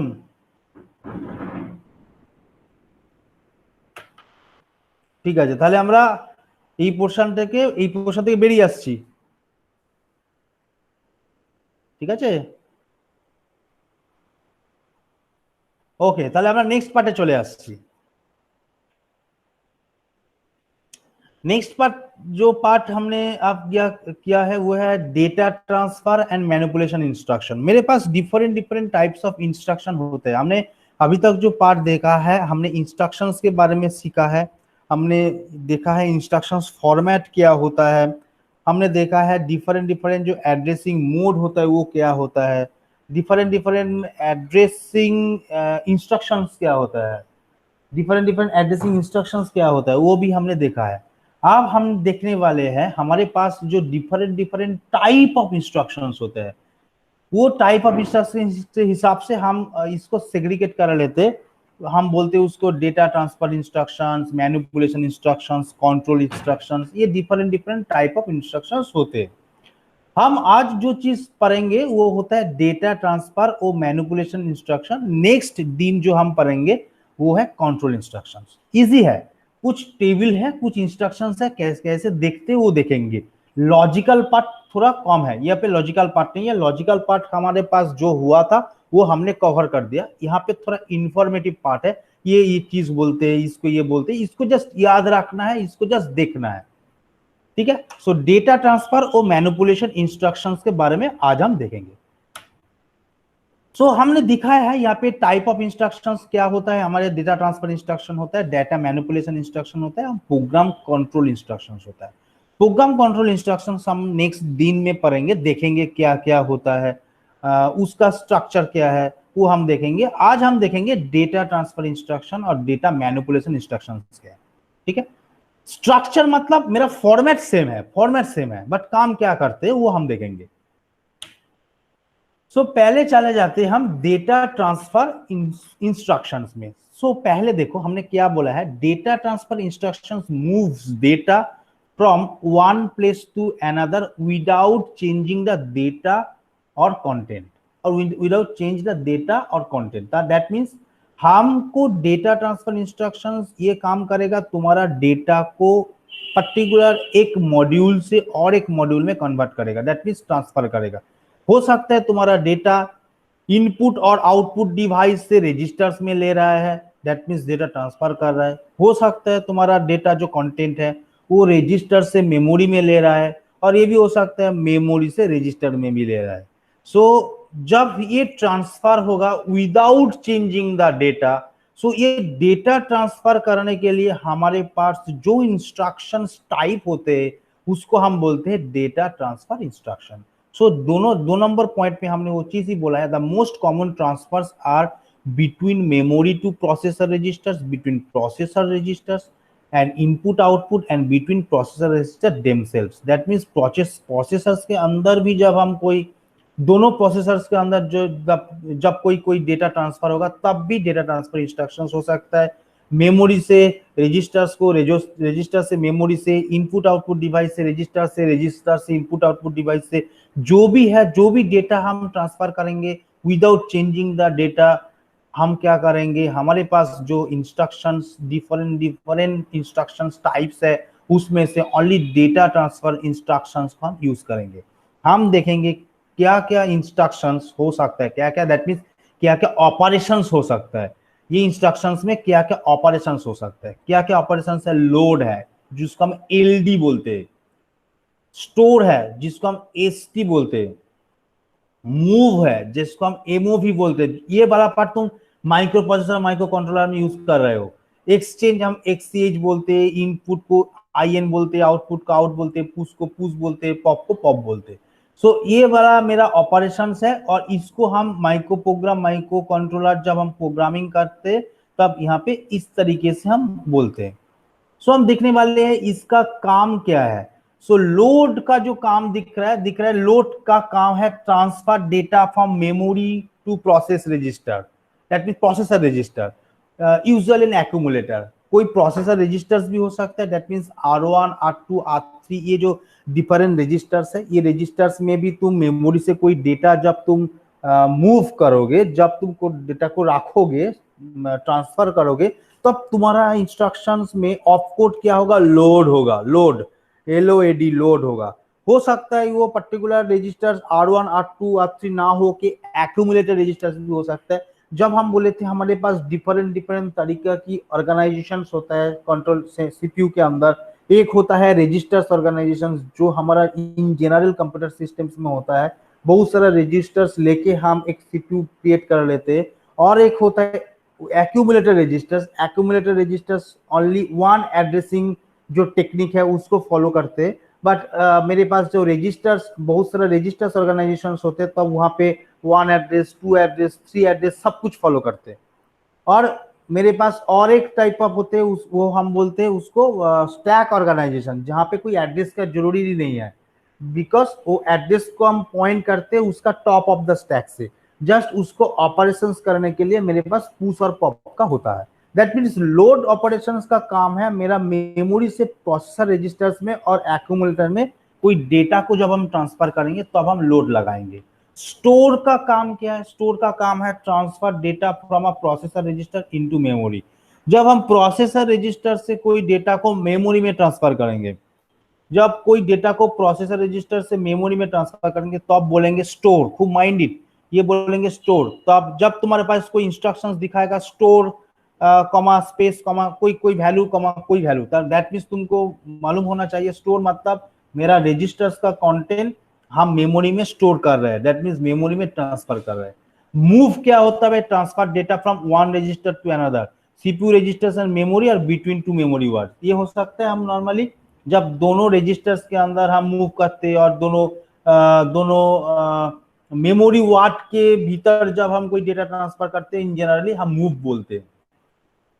एक्सचेंज क्या होता है, एक्सचेंज होता है swap information between two registers और रजिस्टर्स एंड मेमोरी वर्ड। जब दोनों इंस्ट्रक्शंस को, दोनों वैल्यू को, नॉट इंस्ट्रक्शन, दोनों कंटेंट को हम दोनों रजिस्टर्स के बिटवीन हो सकता है, दोनों मेमोरी के वर्ड के बिटवीन हो सकता है, एक रजिस्टर्स दोनों रजिस्टर्स और दोनों मेमोरी के बिटवीन हो सकता है। जब ये हम स्वैप करेंगे तो अब हम बोलेंगे एक्सचेंज, तो अब हम मूव नहीं बोलेंगे। मूव मतलब यहाँ एक फ्री है एक फाका है, ये वैकेंट है एक वैकेंट नहीं है। उस जो वैकेंट नहीं है, जो फिलअप है, वो फिल डेटा को हम वैकेंट मेमोरी में और वैकेंट रजिस्टर्स में मूव कर रहे हैं। और एक्सचेंज मतलब क्या, दोनों अभी वैकेंट नहीं है, दोनों में कुछ ना कुछ वैल्यू है, हम जस्ट डेटा को स्वैप कर रहे हैं। स्वैप मतलब एक्सचेंज होता है।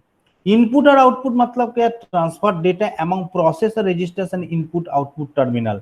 जब हम इनपुट आउटपुट ये वाला इंस्ट्रक्शंस यूज करेंगे, ये वाला ऑफ कोड यूज करेंगे, दैट मीन्स हम एक्चुअली कम्युनिकेट कर रहा है मेरा रजिस्टर्स और इनपुट आउटपुट टर्मिनल में। दैट मीन्स बाहर से कोई जब डेटा हम इनपुट से दे रहा है, इनपुट कोई डिवाइस से दे रहा है, वो डेटा मेरा रजिस्टर्स में जब स्टोर होगा, वो कैसे स्टोर होगा।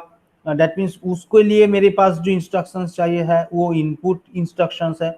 जब कोई काम होने के बाद रजिस्टर्स, जो सीपीयू का रजिस्टर्स है वो जब आउटपुट पैनल के साथ, आउटपुट टर्मिनल के साथ कम्युनिकेट करेगा, बाहर में आउटपुट ले आएगा, तब को कौन सा वाला इंस्ट्रक्शंस का काम करेगा, कौन सा वाला ऑपकोड काम करेगा, आउटपुट वाला काम करेगा। That means input and output जो ऑपकोड होता है वो मेरे बेसिकली ट्रांसफर के लिए होता है, डेटा ट्रांसफर के लिए होता है among processor registers and input output terminal. और पुश पॉप क्या होता है, तो हम लोग जानते हैं पुश पॉप होता है transfer data between processor registers and the memory stack. क्योंकि मेरा मेमोरी स्टैक होता है, मेमोरी में हम स्टैक यूज करते हैं, वहां पे जो जो डेटा रहते हैं उस डेटा को हम ले आएंगे। हम देखा थे डेटा रजिस्टर्स के साथ, हम जब पहले वाला पार्ट यहाँ पे किया था, हम एक बार दिखा देते हैं स्टैक वाला ऑपरेशन, एक बार दिखा देते हैं। चलो स्टैक वाला ऑपरेशन एक बार दिखा देते हैं, उसको बाद हम बोलेंगे क्या है।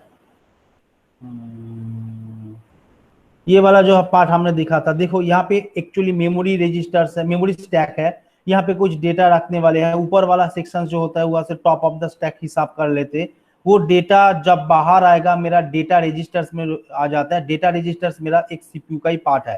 दैट मीन्स यहाँ पे हम डेटा रखते हैं। दैट मीन्स ये वाला रजिस्टर्स के साथ जब हम मेमोरी स्टैक का हम कम्युनिकेट कर रहे हैं और मेमोरी कोई डेटा को इंसर्ट कर रहे हैं और डेटा को हम बाहर ले रहे हैं पुश और पॉप ऑपरेशन से, तब जो ऑफकोड काम करेगा वो ऑफकोड है मेरा पुश एंड पॉप। सो ये दोनों वेरी इंपॉर्टेंट है। ये ओनली काम करेगा मेरा स्टैक वाला ऑर्गेनाइजेशन जब हम यूज करेंगे। सो ये डेटा ट्रांसफर तुमको बोल सकते हैं क्या, तुम एग्जाम्पल दाओ, चारटे डेटा ट्रांसफार एग्जाम्पल दाओ, मैं डेटा ट्रांसफार इंस्ट्रक्शन एग्जाम्पल दाओ, তাহলে তোমাকে 4টে বা 5টা ইনস্ট্রাকশন এক্সাম্পল দিতে হবে। বা তোমাকে যদি বলে যে okay what is the distinguish between load and store, you have to distinguish this. তোমাকে যদি বলে what is the difference between move and exchange, move আর এক্সচেঞ্জের মধ্যে ডিফারেন্সটা তোমাকে বলতে হবে।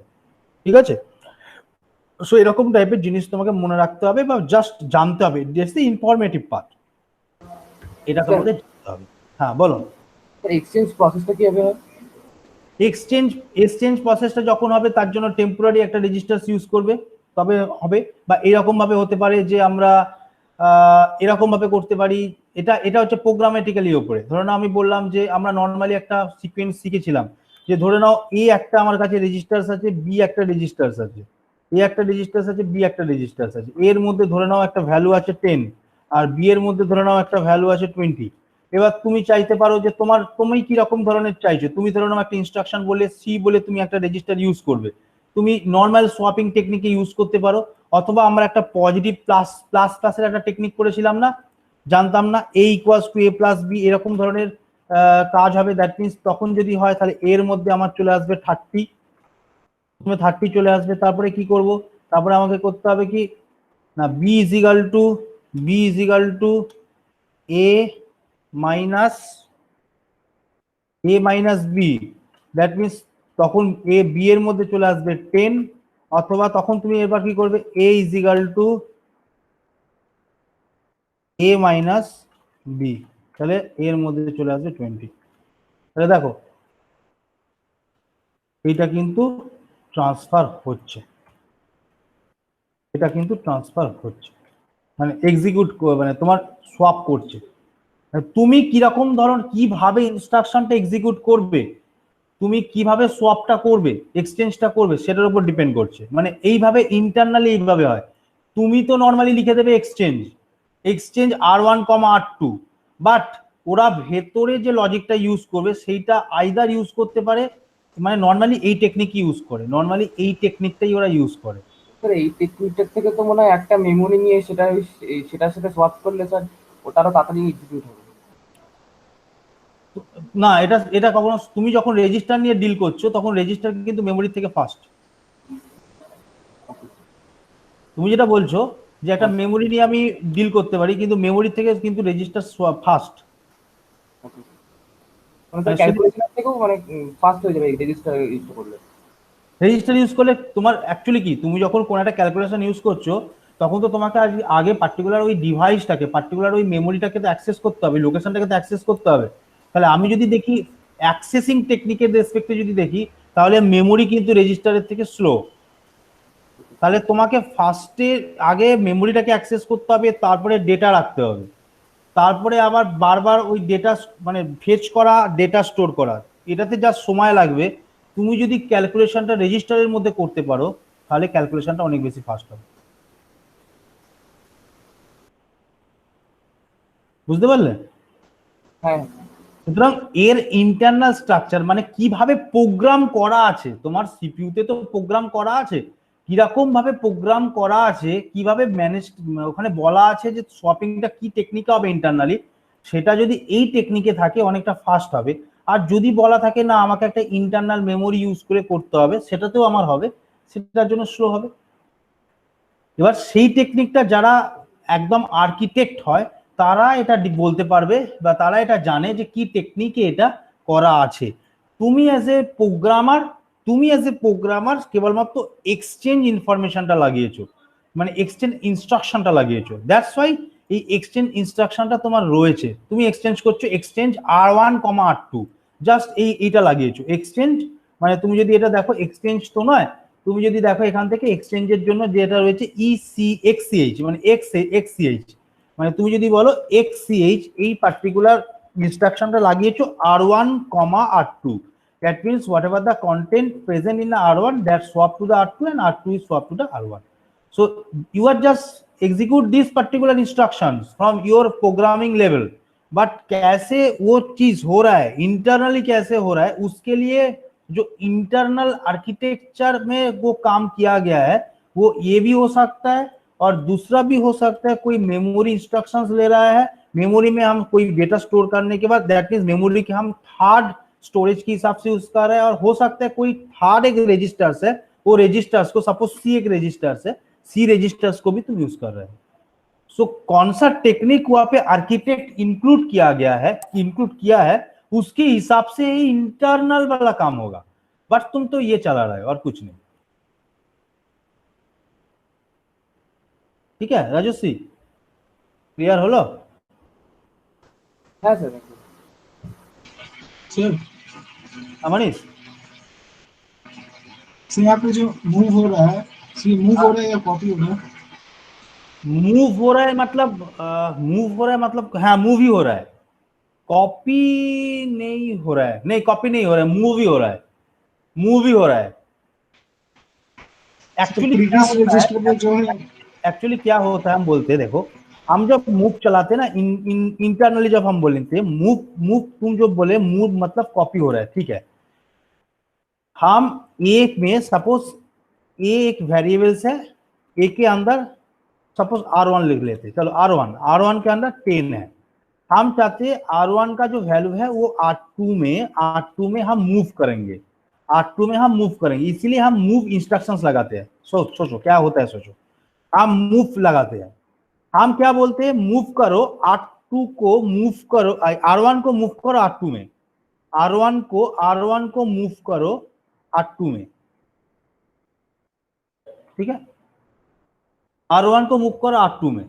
सो एक्चुअली क्या होता है, एक्चुअली तुम जो बोला ना कॉपी हो रहा है, यस कॉपी हो रहा है, R2 में R1 का वैल्यू जा रहा है, दैट मींस R2 अब 10 हो गया, R1 में वैल्यू है, बट उसके बाद क्या होता, उसके बाद एक जोर ऑपरेशन चलते, R1 के ऊपर एक जोर ऑपरेशन चलते, जोर ऑपरेशन चलने के बाद R1 का वैल्यू रिफ्रेश हो जाता।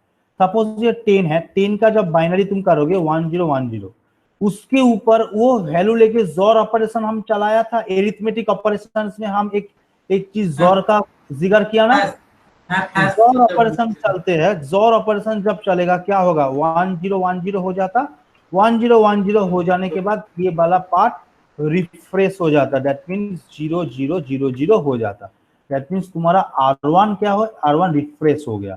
तुम्हारे काम अनुसार ये कॉपी हो रहा है, R1 में वैल्यू है, बट ये हो जाने के बाद ये पर्टिकुलर पोर्शन रिमूव हो रहा है, दैट मीन्स रिमूव हो रहा है रिफ्रेश होने के बाद, तो तभी ये R1 को तुम यूज कर पाओगे। R1 में कोई वैल्यू है मतलब वहां के पास इंफॉर्मेशन है, R1 के पास ऑलरेडी कुछ वैल्यू है, तुम R1 को यूज नहीं कर पाओगे, R1 वैकेंट नहीं है।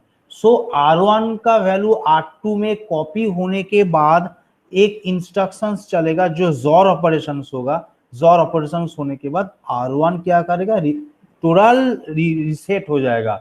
रीसेट हो जाने के बाद तुम वो सीपीयू को दैट मींस कंट्रोल यूनिट को पता चलेगा R1 अभी वैकेंट है, दूसरा कोई वैल्यू है तो हम उस पर रख सकते।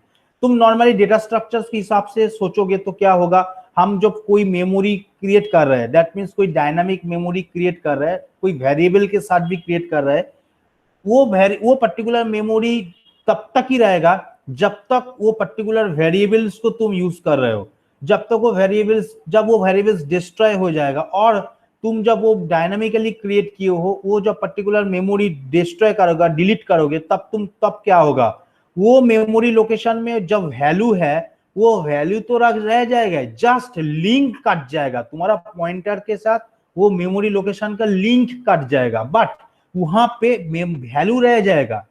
बट पर्टिकुलर टाइम बाद क्या होता है, गार्बेज कलेक्टर मॉड्यूल होता है, गार्बेज कलेक्टर, वो गार्बेज कलेक्टर एक ऑपरेटिंग सिस्टम का मॉड्यूल होता है, वो सर्च करते कोई पर्टिकुलर वो मेमोरी लोकेशंस है क्या जो तुम्हारा ओरिजिनल प्रोग्राम के साथ अभी लिंक है क्या नहीं।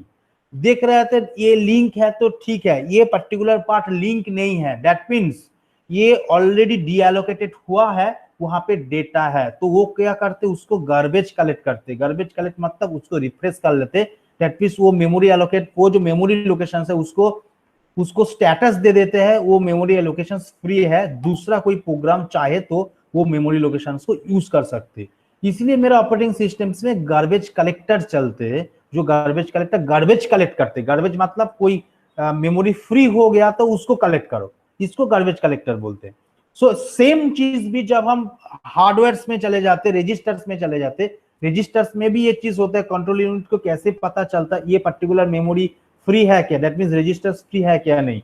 सो कोई पर्टिकुलर मूव होने के बाद उसको रीसेट कर देते, उसको फ्री कर देते, उसको पता चलता है ओके सब कुछ रीसेट हो गया, मतलब मेरा जोर ऑपरेशंस चले गए, जोर ऑपरेशंस ऑलरेडी एग्जीक्यूट हो गया, मतलब मेरा रीसेट हो गया पर्टिकुलर रजिस्टर्स, और उसके दूसरा कोई डेटा हम उस पे रख सकते, कंट्रोल यूनिट को ये इंफॉर्मेशन चले आते। सो दैट्स व्हाई ये जोर ऑपरेशंस चलते किसी को रीसेट करने में, each and every instruction execute होने के बाद।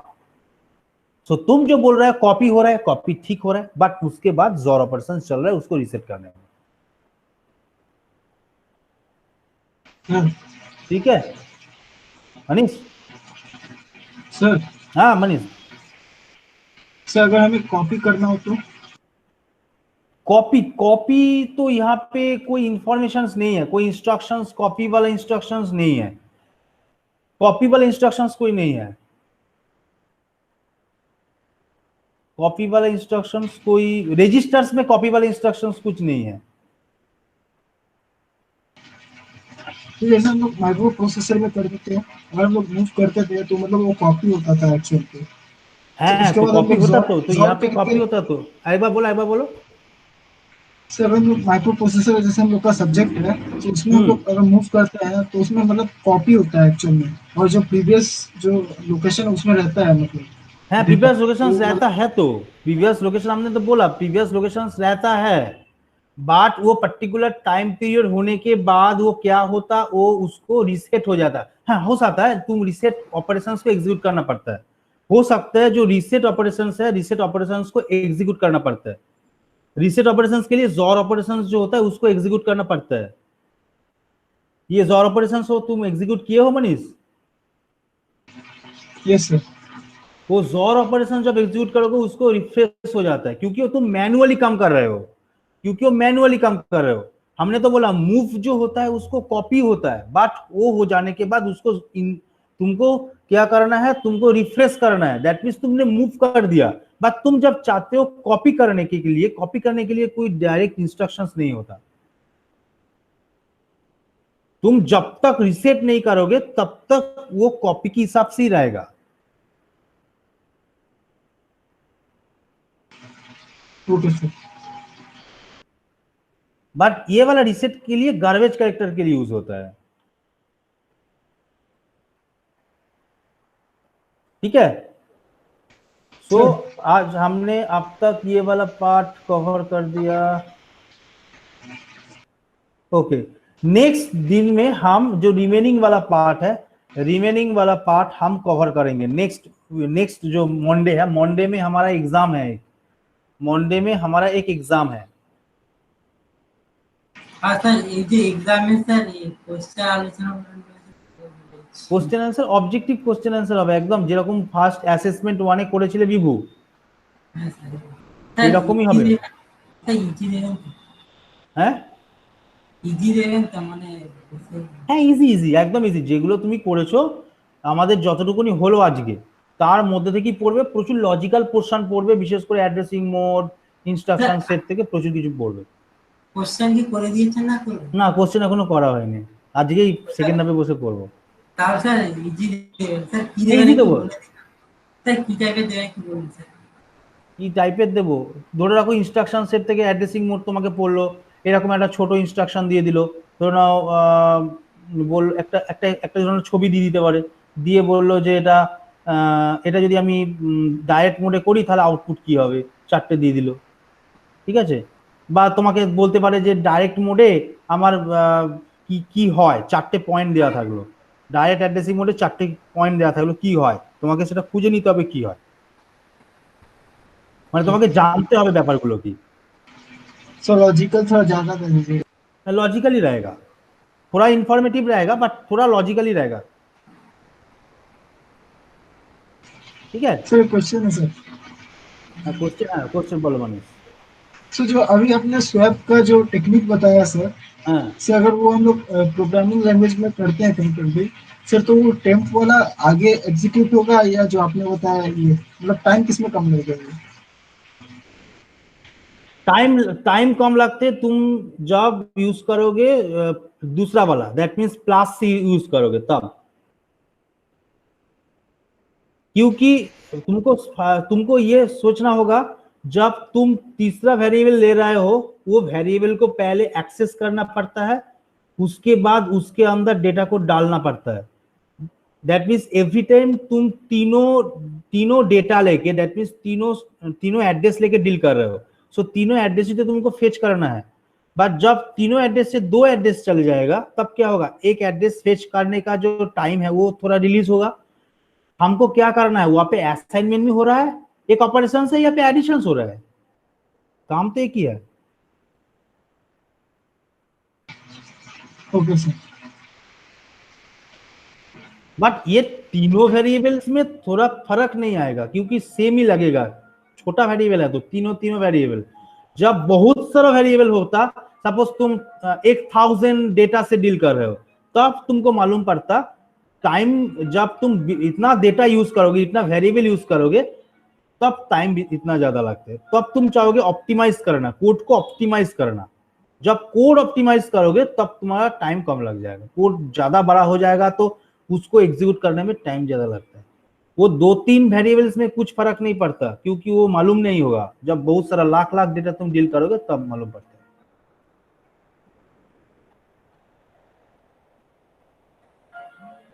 ठीक है सर हाँ बोलो मनीष।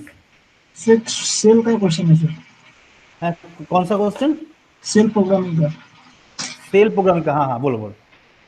सर मान लीजिए सर, मैंने लिनक्स का मतलब 2 कमांड दिया, ठीक है सर। एलएस का 2 कमांड, अच्छा। सर लिनक्स का हम्म सर पहला कमांड को एग्जीक्यूट होने में 2 मिनट का टाइम लगता है, ठीक है।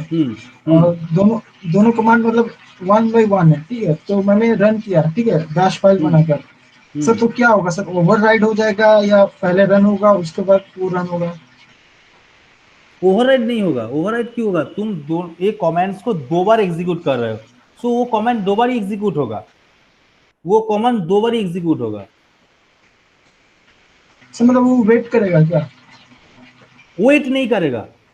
देखो सपोज तुम्हारे पास, हम नॉर्मली यहाँ से सोच रहे हैं, सपोज 200 लोकेशन में तुम्हारा एक इंस्ट्रक्शन है, वो कोई फाइल और फोल्डर का कंटेंट तुम सर्च करो, ठीक है।